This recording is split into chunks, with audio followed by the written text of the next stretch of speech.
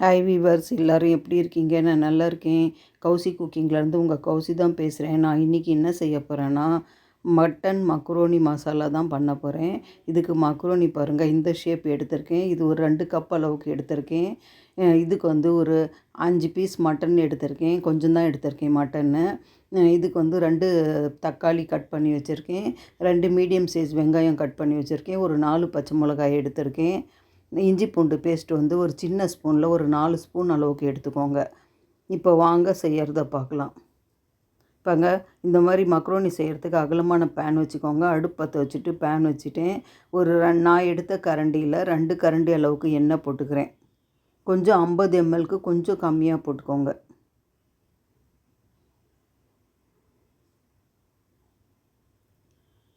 இது சூடாகட்டும்.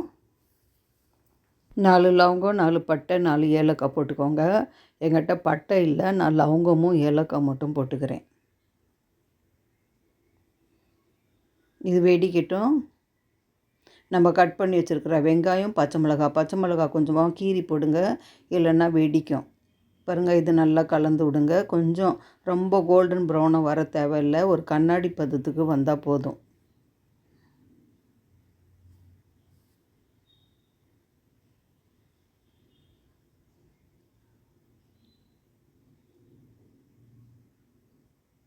நல்லா கலந்து விட்டு வதக்கிக்கோங்க.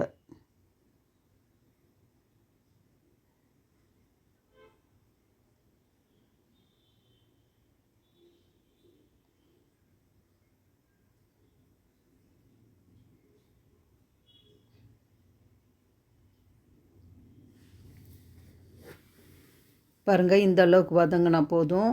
இப்போ நம்ம இஞ்சி பூண்டு பேஸ்ட்டு போட்டுக்கலாம். சின்ன ஸ்பூனில் ஒரு 4 ஸ்பூன் அளவுக்கு நான் போடுறேன். பெரிய ஸ்பூனாக இருந்தால் ஒரு 3 ஸ்பூன் இல்லைன்னா 2 ஸ்பூன் போட்டுக்கோங்க. நல்லா கலந்து விட்டுக்கோங்க. இஞ்சி பூண்டு பேஸ்ட்டு வந்து நல்லா வதங்கி வாசனை வரட்டும்.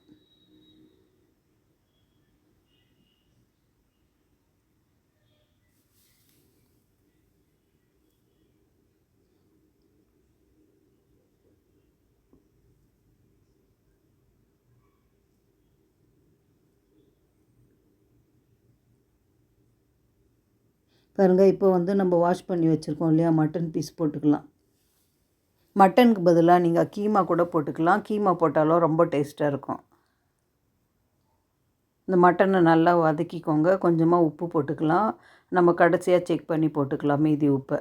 இதுக்கு மசாலா வந்து 1 ஸ்பூன் மிளகாத்தூள், 1/2 ஸ்பூன் மஞ்சத்தூள், 1 ஸ்பூன் மல்லித்தூள் போட்டுக்கிறேன்.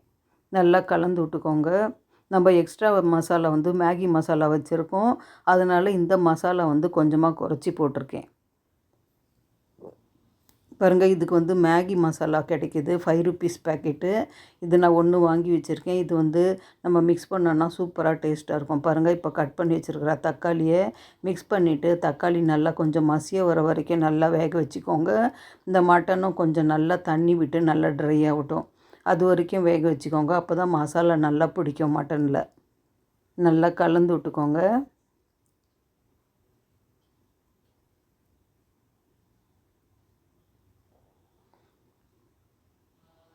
பாருங்கள், தக்காளி ஓரளவுக்கு வதங்கிடுச்சு.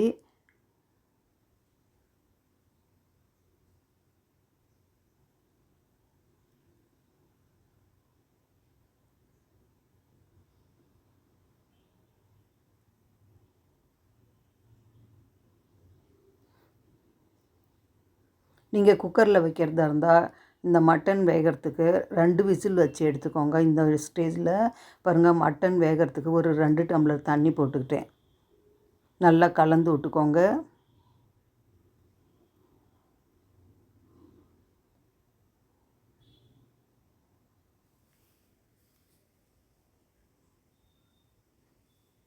இப்போ மூடி போட்டு வச்சிடலாம்.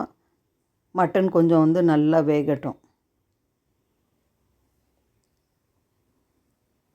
ஃப்ளேம் வந்து கொஞ்சம் மீடியமாக வச்சுக்கோங்க, பொங்கி வந்துடும்.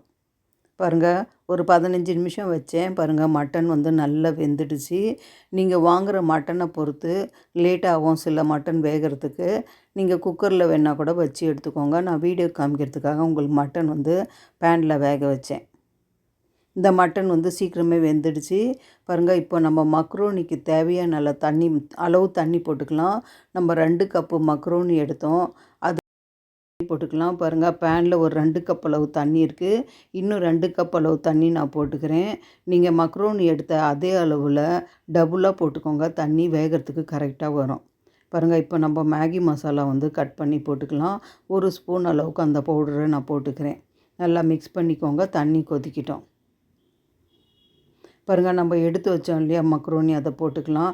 உங்களுக்கு இந்த பக்குவம் வரலன்னா, மக்ரோனி வெந்துடும்னு நினச்சிங்கன்னா, ரொம்ப குலைவாக வேகும்னு நினச்சிங்கன்னா, நீங்கள் தனியாக மக்ரோனியை சுடு தண்ணியில் உப்பு போட்டு வடிச்சிட்டு அப்புறம் கூட நீங்கள் இந்த மசாலா ட்ரையாக பண்ணிவிட்டு நீங்கள் மிக்ஸ் பண்ணிக்கலாம். 2 மெத்தடில் செய்யலாம்.